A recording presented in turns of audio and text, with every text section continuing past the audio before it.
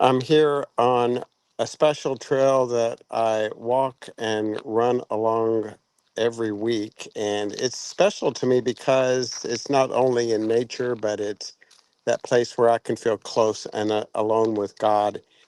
And it's a place of silence. And I think we all long for that more than we realize.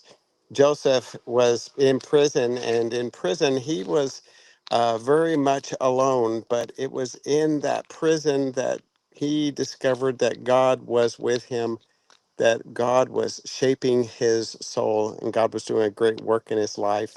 The Desert Fathers used to have a saying, it was go into your cell and your cell will teach you everything. And what they meant by that was finding that place of silence and solitude to really be alone with God and to allow your soul to hear from his or her creator. And I believe that's what happened with Joseph as he spent 2 years in prison.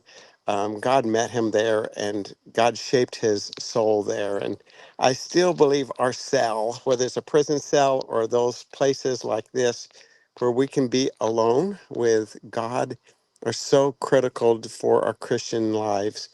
We might be a parent and we might be a husband or wife or a student or someone in our lives where that time alone is a real challenge for us.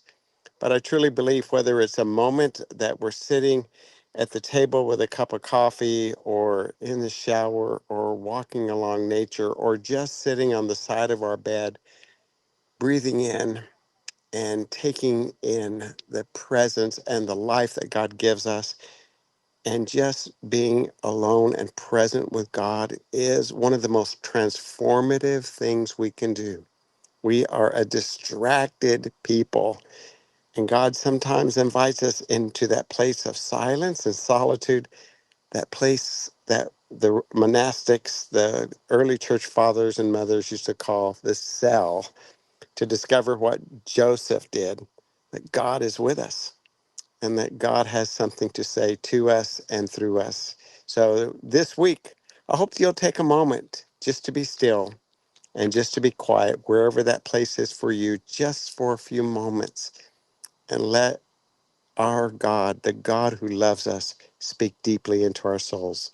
Hey, thanks for joining me today on my trail, on my journey. So glad to be a part of this journey with you and share this with someone who needs encouragement today. Remember, you never walk alone, not even on a beautiful trail like this.